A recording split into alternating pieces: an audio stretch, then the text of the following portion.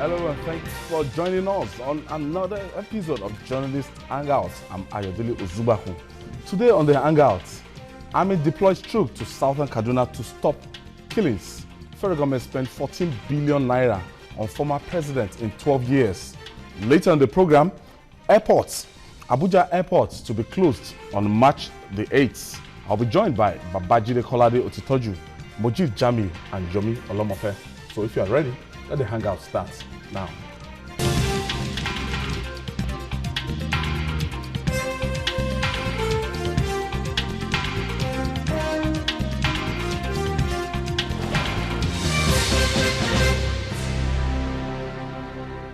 The horror story coming from Kaduna State is heart-rending. For 5 years, Kaduna, one of Nigeria's most populous states, has been terrorized by known foreigners who crossed Nigerian borders and murdered hundreds of defenseless men, women, and children in southern parts of the state. As the horror story gets even worse, the reaction of the state government shocked many. On December the 3rd, 2016, Governor Nasir El-Rufai told journalists that some of these terrorists had been paid off to stop the genocide killings. Today, this effort has proven to be a disaster. Nigeria's Minister of Interior, Abdulrahman Dambazao, and Christian Association of Nigeria have engaged in war of words over killings in the states. The Nigerian Army has announced that it has deployed troops to the states and be working with other security agencies and people to quell the violence. Why did it take Nigeria 5 years to take military action against these terrorists? It's not in isolation. This is just coming to southern Kaduna right now. And Julia, I want to ask the question, first of all, Abdulrahman Dambazao, the Minister of Interior yesterday, actually sent a message out telling people not to, sensationalize the thing, not to make sure they don't inflame the situation already on ground. While some, the Christian Association of Nigeria claimed that over 850 people had lost their lives, the military and the police, they're saying that no, or especially the police, they said it's not up to that. But the underlying factor remains that we've lost people in southern Kaduna. Yes, we've lost so many lives. I don't know whether they are up to 800 or they are even up to half of that. Or more than. Or more than that. The reality is a single life lost needlessly should make every one of us hungry. So it doesn't have to be 800 or 200 or even 100. Honestly, I've said repeatedly that life has become very cheap in Nigeria, such that 100 people get killed and we don't think it's a big deal. We should begin to see the loss of precious lives as a big deal. I think that we delayed for too long before taking decisive action, in Kaduna State.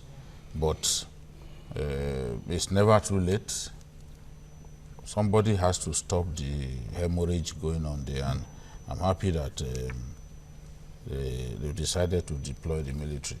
The military on their part, especially the 1 division, I think their GOC has tried its best. It will go to those communities, get them to sign deals, that they will not kill one another. But as soon as Oyebade, the GOC, turns back, these people will start killing one another because of deep-seated mutual distrust and hatred for one another. So anything beyond keeping troops there almost on a permanent basis, I don't think we can solve the problem. I've told you before in this program that even in Kaduna town, we've had military presence in Kaduna town for so long, since the year 2000 when we had those the Sharia riots. If you withdraw soldiers from Kaduna town today, anything can happen. So, but the underlying reality is, as a people, we must learn to live together in peace. We cannot achieve economic growth development at all until insecurity. we live peacefully with one another. Look at, like in southern Kaduna now, people can't go to their farms. It's harvest time, but they can't go to those farms to harvest what they had labored throughout the year for, because they are not sure that the herdsmen will not kill them. So the military has to step in and stop the needless killings that this so-called Fulani militia are carrying out, not just in southern Kaduna, even in Adamawa State. They are busy killing people. It's like they think they have the license to take Nigerian lives. So the government must descend heavily on these people who are killing fellow Nigerians. Otherwise, they are going to damage the good name of the government. Mujid, when you look at the situation, when I was investigating what happened some years back, I think in 2013 or 2012, I went to Jos. We discovered that the problem between the Biron people and the Fulani settlers, you have some people saying in Jos North and some people in Jos Central.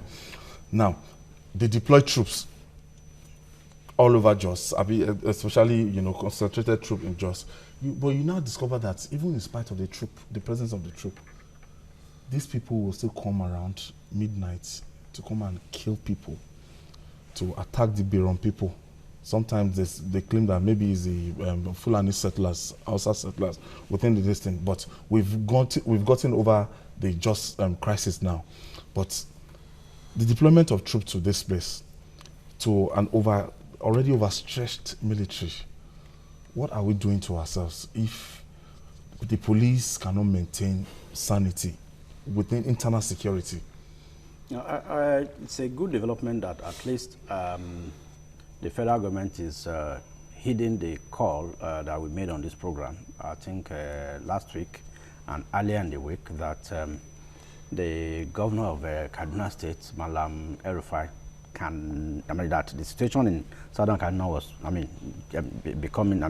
is above him. He couldn't handle it because I think what the presidential spokesperson said last week was that, Femi Adesina said the governor was in charge, is in control, but it's quite apparent now that the magnitude of that, of the carnage going on there, because just like Jide said, there's a deep-rooted animosity amongst the various clans, and the Christmas Eve attacks, laid credence to the fact that we need a lot of strategy, because we already had DSS and the police, mobile policemen on ground, even when that attack took place.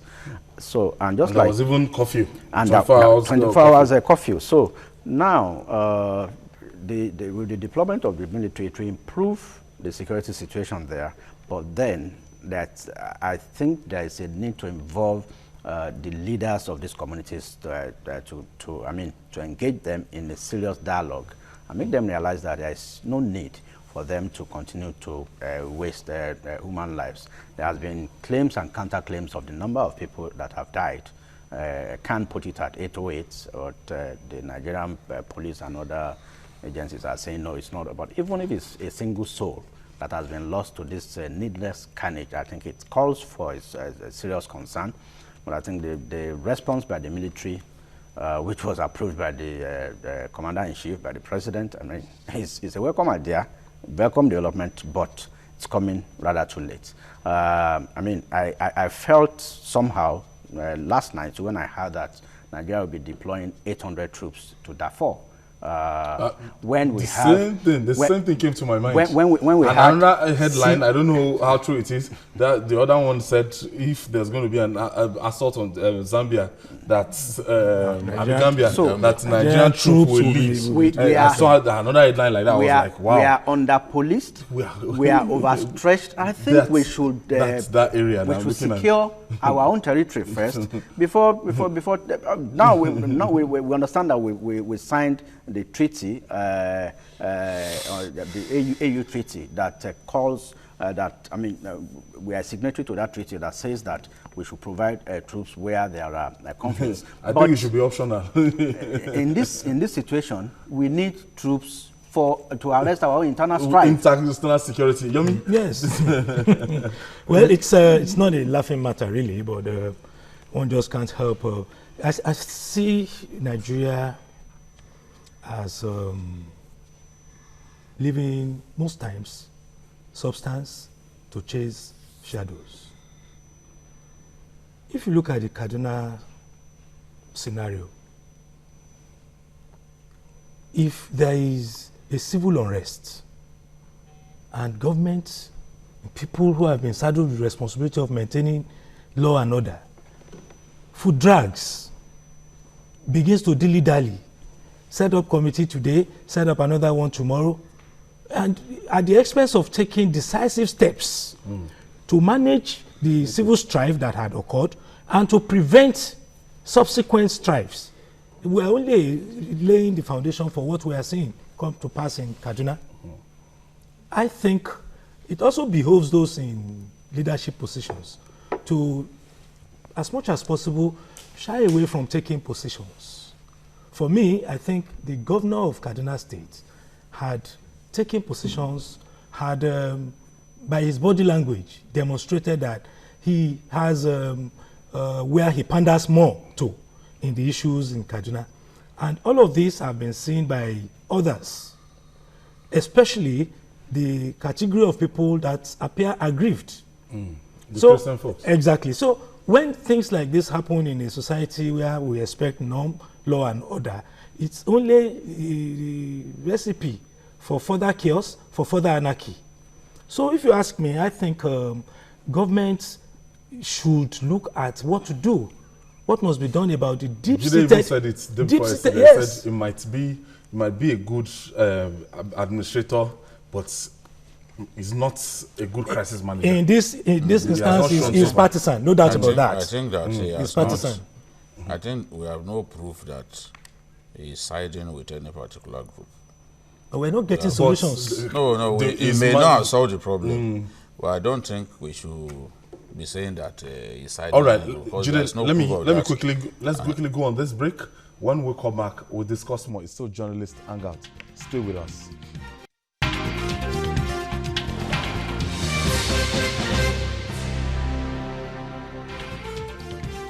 Welcome back. We're still looking at the crisis in Kaduna State, and we are looking at the way the governor has fared so far in handling the crisis. Jide, you intervened before we went on break. Yes, I was saying that we have no proof that El-Rufai, the short man who is the governor of Kaduna State, is partisan. There's no proof of that. Even when the governor said that he paid some people, I don't think it was wrong if people were coming to kill your subjects. Yes. And they claimed that they lost their cattle. They lost their cattle during the civil strife, during the post-election violence. And he has compensated you. And you should stay away. He compensated you so that you will no longer feel bad. At least it's cattle that you lost. You know, he wanted to make peace. But the point that some people are making now is that the money that he gave them have now been used to buy weapons, which means that those who have been paid so that they can now go and relax and stop killing our people, we now need to descend heavily on them. That's what the soldiers should be doing now. The soldiers who have been sent to that area, anybody who now comes back after taking El-Rufai's money and they are coming back to still kill our people, then the military must descend heavily on those people. It may not have handled the matter expertly, as I said the last time, but I cannot blame a man who made effort to stop this killing by compensating people who feel aggrieved.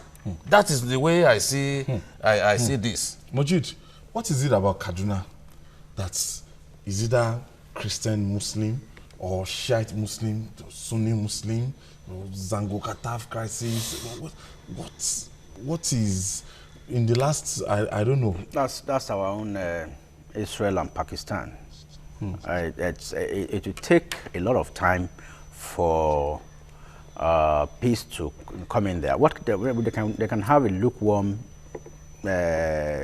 peace situation, but you know this can explode anytime. Yeah, it can explode anytime. It's like what caused this one, according to Miyetti Allah. I mean, they actually issued a statement yesterday. The cattle rearers. They said this thing actually started post-2011 presidential elections.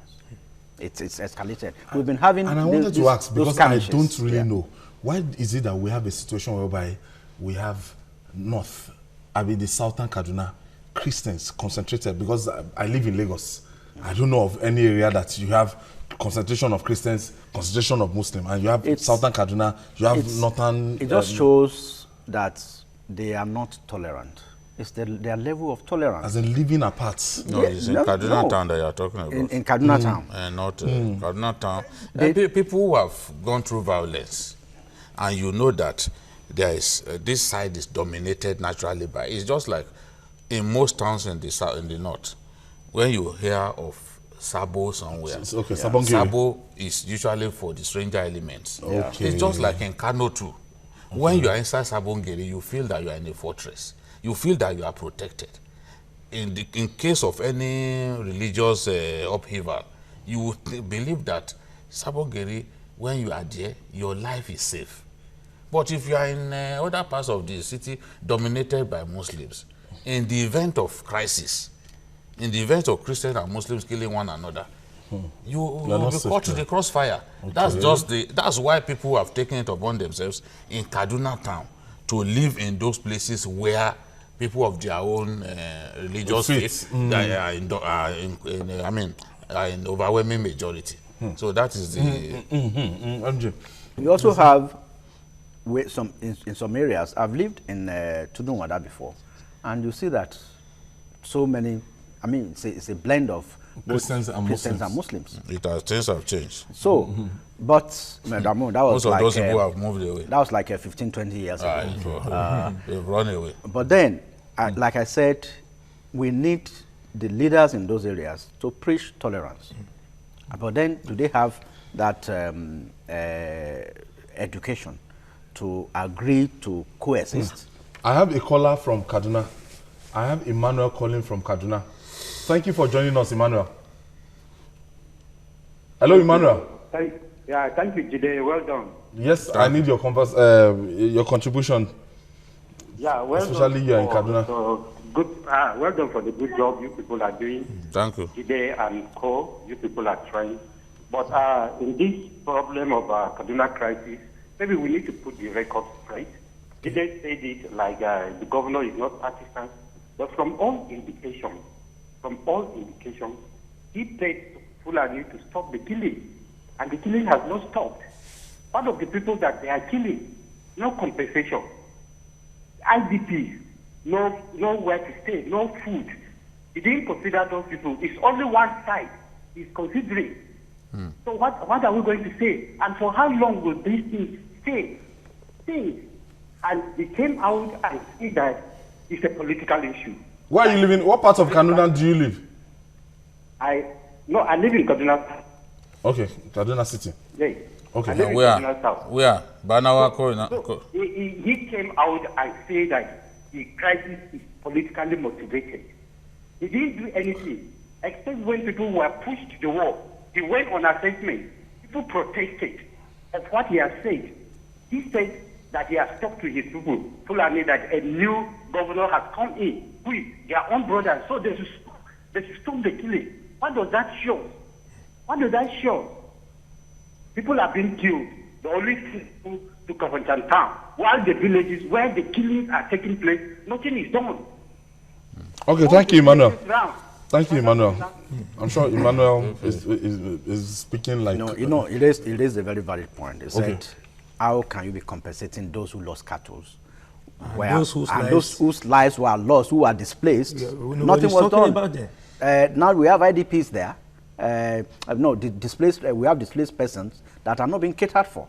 So that's why it's I think we should it's fair enough to just call on the government. That's not why government. they are killing people. You see, the thing is, it is... But the government must be seen to be fair. Yes, the governor must be seen to be fair. One point that Emmanuel didn't actually touch on is the fact that they are talking about something that happened in 2011. But since that time, it is only the Fulanis that are killing people. That's a fact. It's only the Christian-dominated, those towns that have been attacked. No, they've not gone to places like Kafanchanko. I told you is that it's small towns and villages that they attack. They won't go to Zonkwa. They won't go to those big Christian towns. No, they never did it. What I'm saying is the people, yes, two groups fought back then, but the Christians are no longer taking lives. It is the Fulanis that are now going from town to town, from village to village, and killing people. So, those guys that are killing people are the ones that he has now gone, because this thing, even before he came to office, they've been killing people. There has not been any time that they stopped. Since 2011. Since that time, they've been killing people. Even more people than under El-Rufai. More people were killed before El-Rufai became governor. Now, the governor has now said, why have you not allowed these killings to stop? You said, oh, you lost your cattle. Okay, please, let's have peace. Take this money. Okay. And you are still coming, but after taking his money, you are still coming to kill people. I have Ahmed from Kaduna. Emmanuel has called. I have Ahmed from Kaduna. Let's get your own version, Ahmed. Thank you for joining us, Ahmed. Yeah. Yes, go ahead with your contribution. Don't listen to the talk back. Just keep talking. Keep talking.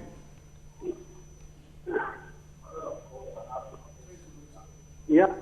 Good afternoon. Good afternoon. Hello. Ahmed, you are on already. Yeah. Good afternoon. Can you hear me? Yes, I can hear you. Just keep talking. Yes. Yes. Please, we shouldn't be biased. May the Almighty Allah reward you, all of you there. Okay. And Amen. the last caller was the one that was biased. Do you understand? Hello? Yes, you are on. Yes. Just keep talking. Make your point, Ahmed. Yes, the last caller was trying to be biased. Do you understand? There is a man in Kampala there. The man in Kampala, I don't know what's his name. Go ahead. Talk. Ahmed. Hello, Ahmed. Oh, the call dropped. Ahmed, please just try to call back. I'm so much interested in listening to what Ahmed is going to say. But let me quickly take this break. When we come back, we're still on the Kaduna crisis.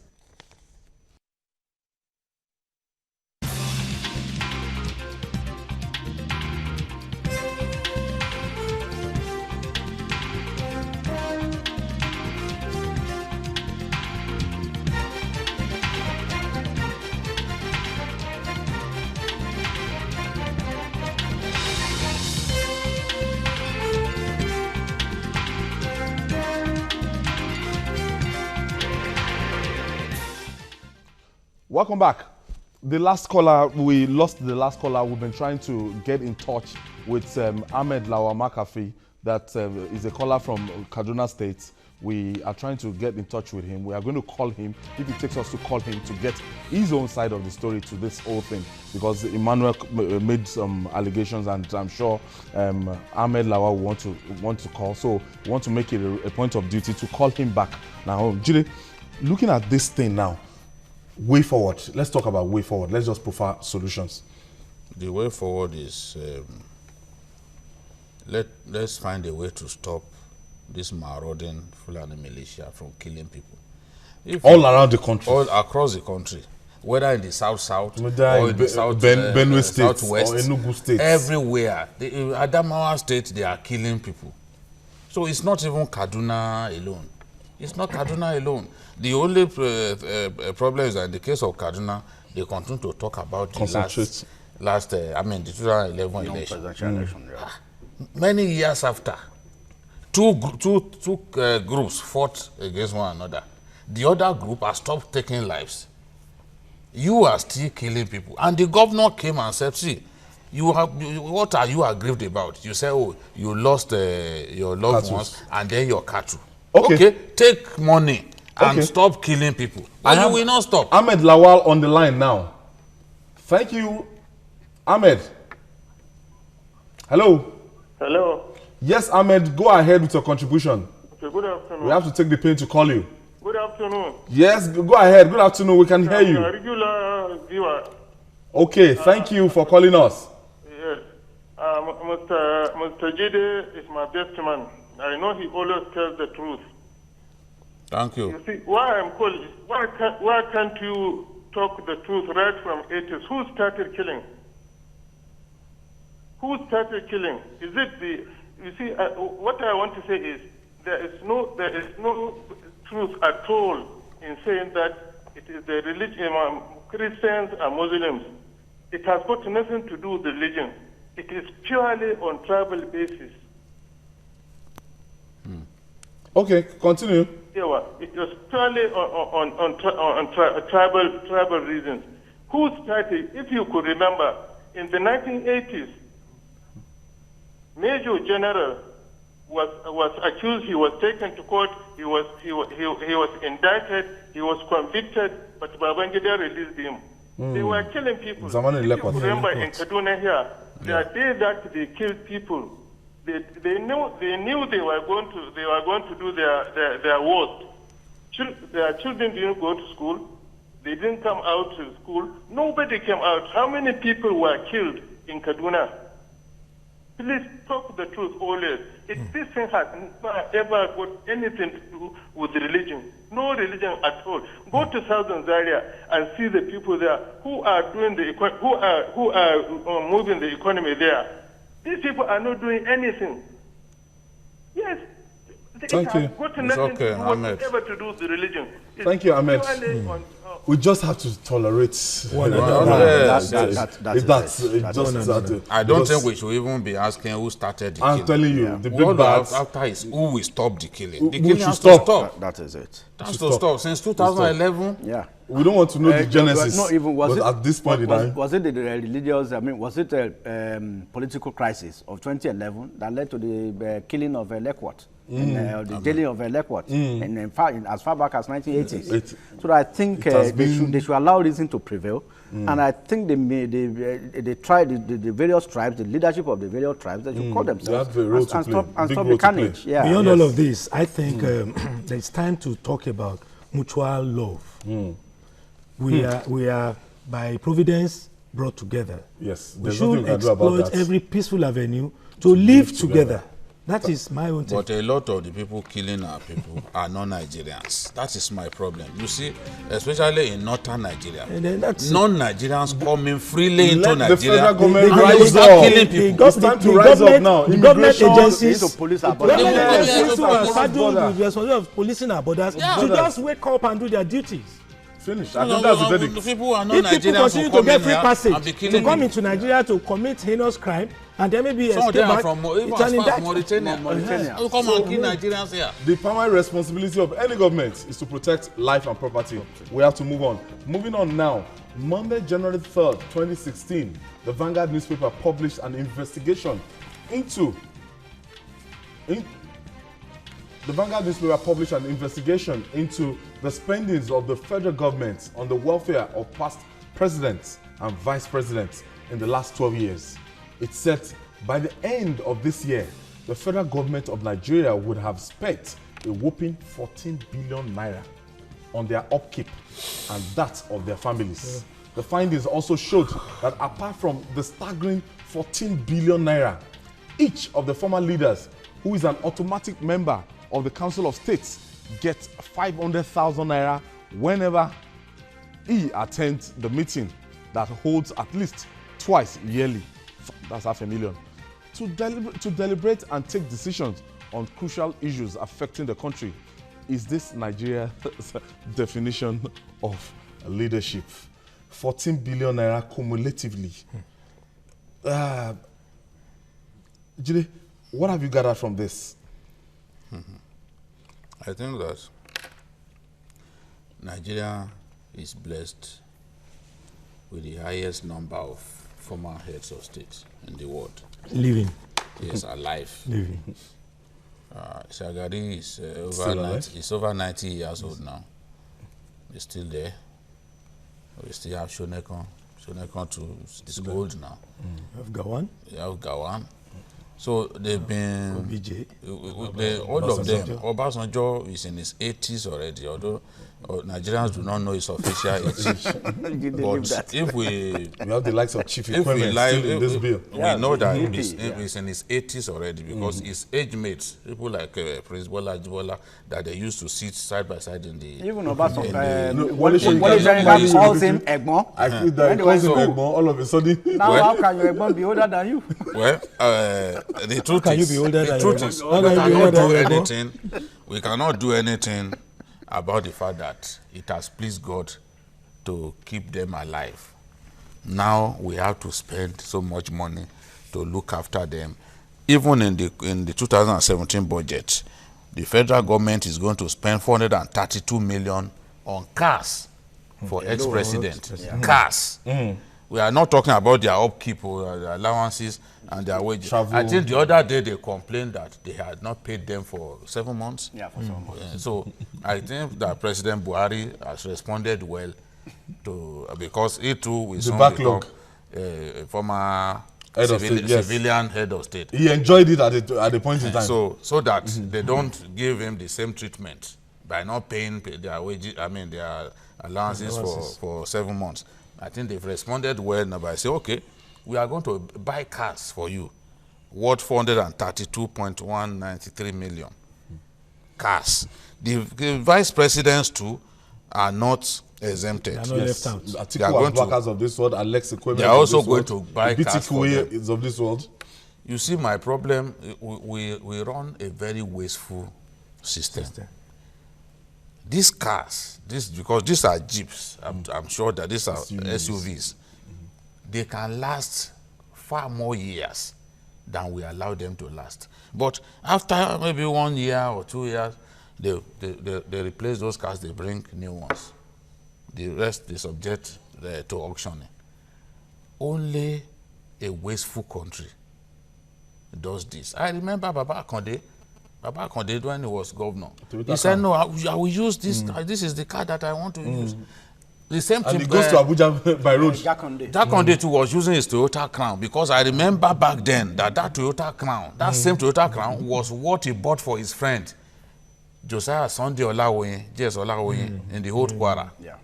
You know, I remember that same Toyota Crown. So why are we so wasteful? If you are spending close to $500 million on cars for former presidents, at the end of the day, when you look at other things, I think even AB2 Kiwe, Dia, Namadina Sambo, and the rest of them, they all benefit. We are a rich country. We are in recession, but we are a rich country.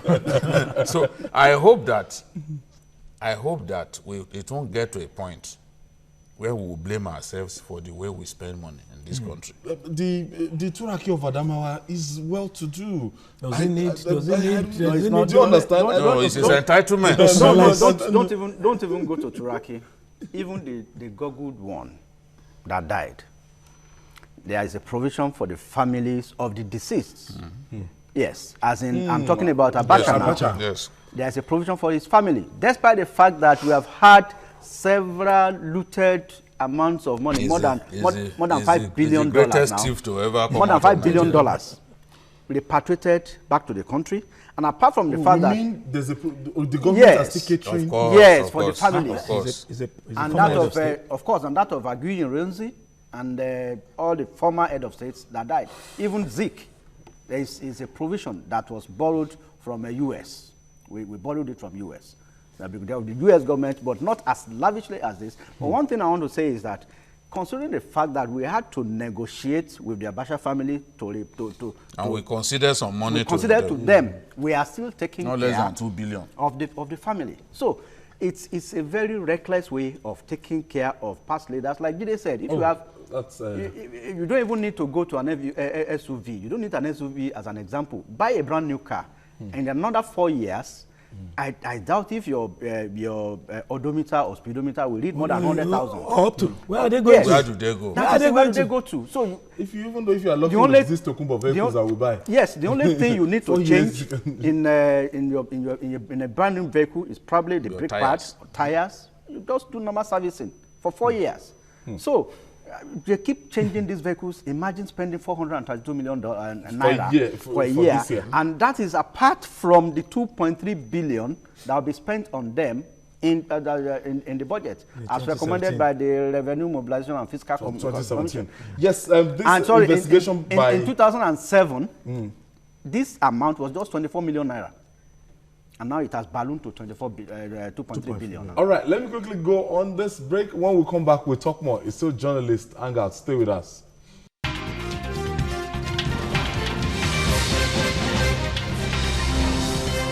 Welcome back. That investigation is from the Guardian Vanguard newspaper, and is sometimes this year, 2017, is a recent investigation from the Vanguard newspaper. What are we looking at here, Yomi? Jide and Jami have said it. How I wish we can do something about the massive amounts of money earmarked for our past leaders. Democracy is expensive. We must appreciate God for keeping them alive. Other places where they do democracy, they don't spend this kind of money. I mean, I think really and truly we need to moderate. We need to moderate amounts of money, especially when you consider that in their individual capacities, they have flourishing businesses. Yeah. One can name a number of them who has investments and interest in a number of and our endeavors. Governments can't pay pensioners. You know, if they have show the same kindness, show the same generosity to pensioners. My worry is that they have worked as civil servants, earning their salaries, earning all their entitlements. Now they are living in retirement. Yet we are still earmarking, they're even in retirement and having flourishing. Even as president, everything was free for them. Yeah. Everything was free for them. What do they really need all of these things for, if you ask me? And they are very old. People who are in their 80s, people who are in their, maybe the youngest of them is in his early to mid 70s. So how much does the man really need? Jonathan is the youngest. Okay. Oh, Jonathan is the youngest. He's in so his 50s. For me, really and truly, he should have crossed to 60.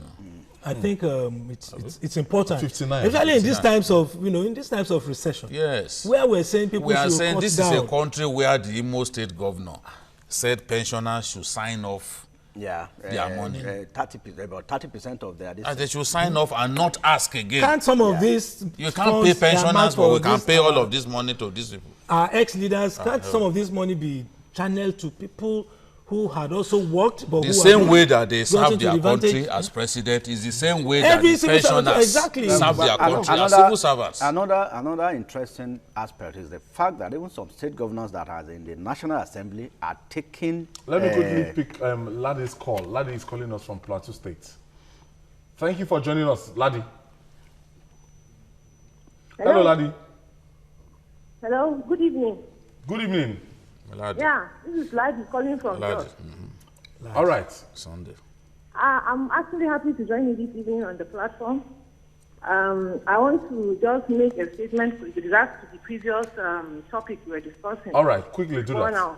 And that is it.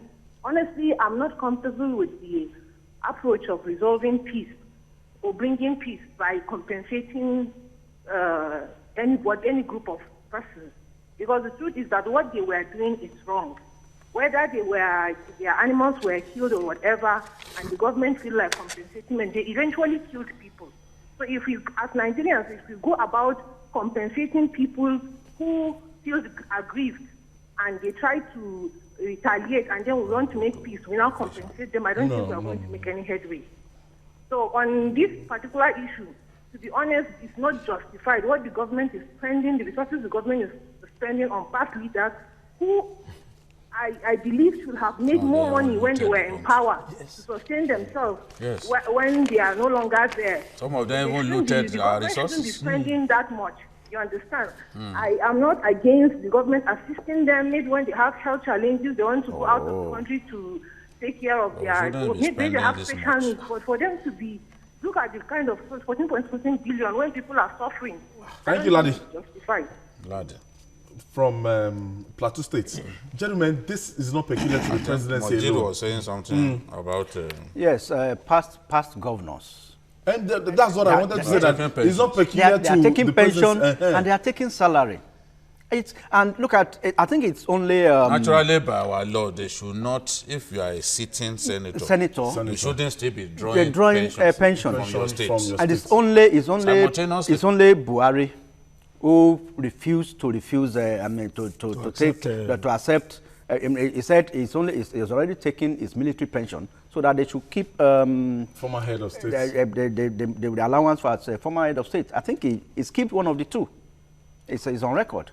I think our leaders should try and be compassionate. We are in a recession. There is no sense of moderation at all. No sense of moderation. The way they waste money. 2.3 billion will back on 11 former leaders. Like what the Lagos State government did on rice will do a lot of good by employing a lot of people in rice farming. And feeding a lot of people. You also see that these are reasons why these guys are rich budgets continue to be, recurrent expenditure 70%. When you emerge this kind of amount every year for purposes that has no direct bearing on the people. 30% for development. And you find that even capital expenditure, something for which you took like 200 and something million last year, you are bringing it back next year and spending more. So people will wonder, is it that the budget has been padded again? But in my view, I think that civil servants, some people have asked me why NLC should be asking for 50-something thousand naira as minimum wage. Why shouldn't they ask for that much? What is the value of the naira now? What is the value of the naira? The people in government are not showing that these are lean times. We know that these are lean times because we go to the market, we buy our own stuff. But people in government who are fed from taxpayers' money, who buy cars from taxpayers' money, who take allowances and extra codes every time they travel, and they travel frequently, from taxpayers' money, they are not behaving like these are lean times when they should be frugal, when they should show moderation. And you as a governor, you are unable to pay pensioners. Most state governments are unable to pay pensioners. And we watch this happen. We watch 2.3 billion being spent on 11 former leaders. We watch 432 million naira being used to buy cars for former president. And we watch pensioners die. Some of them only want to collect like 3,000 naira. Some 6,000. As meager as that. In a recession, they should be leading us by example. But they are doing it the other way around. I'll give you an example. In 2015, 22 million naira was budgeted for sewage disposal for the presidency. In 2016, it was 22 million. But this year, so they want to do more extra. They are budgeting 56 million. They are cheating more than this. What did they do last time? Inflation has caught up with it. Let's face it. That means they are eating more. They should budget 11 because million. when you eat more, you defecate more. When you defecate more, or could it be that they have expanded the sewage? You need more for sewage disposal. No, because if they've not expanded the sewage piece, it's inexplicable. That means the capacity. So for this year budget, you have 56 million to pack shit. Gentlemen, that is why I said the other day that, see, and we are in a recession. I've seen some subheads in the budget that suggest clearly to me that the budget has already been padded even before the president laid it on the table. Those subheads show clearly that the budget has been padded. The civil servants They have snookered my president again. The way they did the last time. They've snookered him. No, they have perfected It's a question of the more you look, the less you see. And they are still continuing to pay that rent in Aso Rock. I want to know who yes, the rent. In 2017 budget. They are paying the rent. You know, gentlemen, what we must understand is who is the landlord? This is incredible. This budget padding thing didn't start last year. It didn't start year before. You understand it? So if you try to plug certain holes this way, there are so very many other ways. So very many. No, it's their way of life. That is where they eat. As we go home now, we won't restrict it to the federal government. If you don't forget, most of the states, they have a legislation protecting the former governors. 200%. As in all the what will I call it? Perks of office that they will be getting, travel abroad, go to the governor, out to Abuja, house in Lagos, out of station allowances. So Jide, your last take on this. Well, I still want to go back to our wasteful nature as a country. I think that if we bear in mind that some of these former presidents have not really cleared themselves, we have suspicion that there are looters among these former presidents, and they've not successfully and comprehensively clean and washed their hands clean. So, given that reality, I do not think that we ought to be spending this much on past leaders. I do not think so. I hope that some of these monies are not going into other people's pockets. That's another discussion. I hope to cause directly will you be buying this 432 million SUVs? When was the last time they got what? So that we know where exactly the monies are ending. And the monies Buhari has been rejecting since about 10 years. I hope they are not piling it. I hope they are not piling it to give to him. I hope it's not going to someone's pocket. Who was taking it?